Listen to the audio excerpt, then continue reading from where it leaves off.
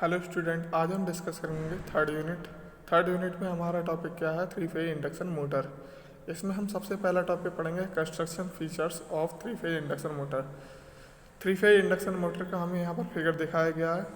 इस फिगर में क्या है, हमारा एक रोटर पार्ट है और एक है हमारा स्टेटर पार्ट। इसमें जैसे कि हमने पॉइंट दे रखे हैं, इसमें स्लॉट ऑफ कंडक्टर ये है, और इसमें दूसरा क्या है, मैग्नेटिक कोर। ये किसकी बनी होती है? मेड ऑफ अलाउ स्टील, जिसमें 5% सिलिकॉन भी होती है।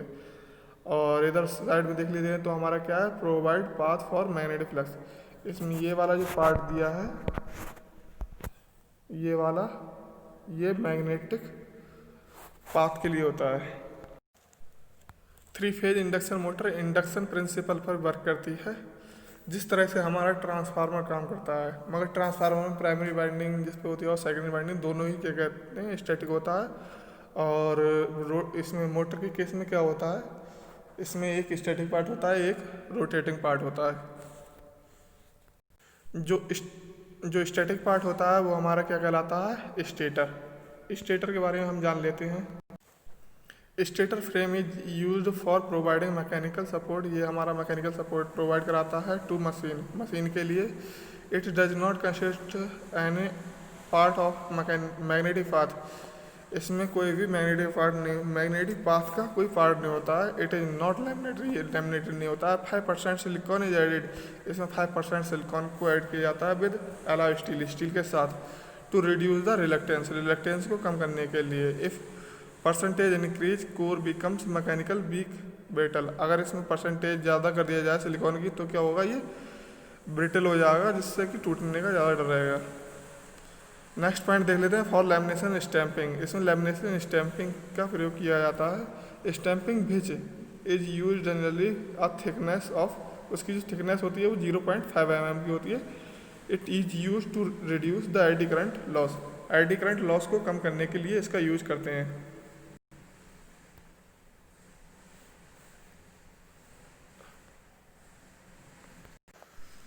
अब इसमें हम बाइंडिंग देख लेते हैं, तो इसमें कौन कौन सी बाइंडिंग होती है। इसमें स्टार बाइंडिंग होती है और डेल्टा बाइंडिंग होती है। स्टार बाइंडिंग में लाइन वोल्टेज और फेज वोल्टेज में क्या अंतर होता है? जो लाइन वोल्टेज होता है वो हमारा √3 फेज वोल्टेज के बराबर होता है। और डेल्टा के केस में क्या होता है, लाइन वोल्टेज और फेज वोल्टेज दोनों सेम होते हैं। If machine is of 40 horse power और 415 वोल्टेज डेल्टा कनेक्टेड। अगर हमारी 440 हॉर्स पावर की है और 415 वोल्टेज की है तो वो क्या होगी, हमारी डेल्टा कनेक्टेड होगी। और अगर हमारी मशीन 300 हॉर्स पावर की और 303 kV स्टार तो है तो क्या होगी, हमारी स्टार कनेक्टेड होगी।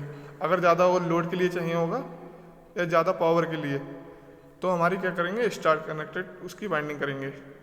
जैसे कि हमने नोट करके लिख दिया है, if delta is use to is high voltage size then BL equal to BP and cost of insulation will be increase. ऐसे ही hence high voltage machine are star connected. जो हाई वोल्टेज वाली machine होती हैं वो क्या होती हैं, स्टार कनेक्टेड की जाती हैं। नेक्स्ट पार्ट हम देख लेते हैं, इसका क्या है, रोटर। इसमें रोटर दो टाइप के यूज होते हैं। पहला रोटर हमारा क्या है, स्क्वायरल केज रोटर। दूसरा है हमारा स्लिप रिंग रोटर या बाउंड रोटर। इसमें सबसे पहले पढ़ लेते हैं squirrel cage rotor. Squirrel cage rotor क्या होता है,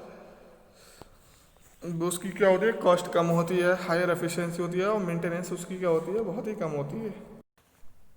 जैसा कि इस फिगर में दिखाया गया है, इसके दो एंड रिंग्स हैं जहाँ पर ये शॉर्ट सर्किट होता है और बीच में क्या होती है, बाइंडिंग की गई, लैमिनेटेड होता है एक शाफ्ट पर।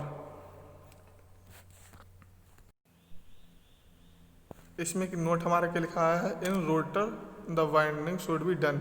जो हमारे रोटर के अंदर वाइंडिंग की जाती है for the same number of poles, जितने नंबर ऑफ पोल्स होंगे एज अ स्टेटर है, जिस हेड स्टेटर के पास जितने नंबर ऑफ पोल्स होंगे उसी के हिसाब से हम इसमें वाइंडिंग करते हैं।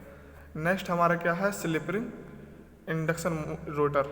इसमें क्या होता है, in slip ring induction rotor में, in slip ring rotor external resistance are connected. इसमें क्या करते हैं, हम बाहर से रेजिस्टेंस को कनेक्ट कर देते हैं, so that starting torque of a motor can be increase. जो मशीन का स्टार्टिंग टॉर्क होता है वो क्या करता है, इंक्रीज कर देता है। The slip ring are made up. जो हमारे स्लिप रिंग बने होते हैं वो किसके बने हुए होते हैं, फॉस्फर ब्रोंज के। As we can insert external resistance. और उसमें हम क्या करते हैं, एक्सटर्नल रेजिस्टेंस को ऐड कर देते हैं। So we can manipulate starting torque for the motor, motor का जो स्टार्टिंग टॉर्क है उसे बढ़ाने के लिए, जैसा कि हमने इस फिगर में दिखाया है। स्लिप रिंग का हमने सीरीज में क्या कर दिया, हमने रेजिस्टेंस को ऐड कर दिया। और ये हमारे स्लिप रिंग किसके बने होते हैं, फॉस्फोर ब्रोंज के। इसमें हमने 3 रेजिस्टेंस को कनेक्ट कर दिया है, वो क्या है हमारे R1, R2, R3। इस तरह से इसका कंस्ट्रक्शन पूरा होता है। Thank you so much.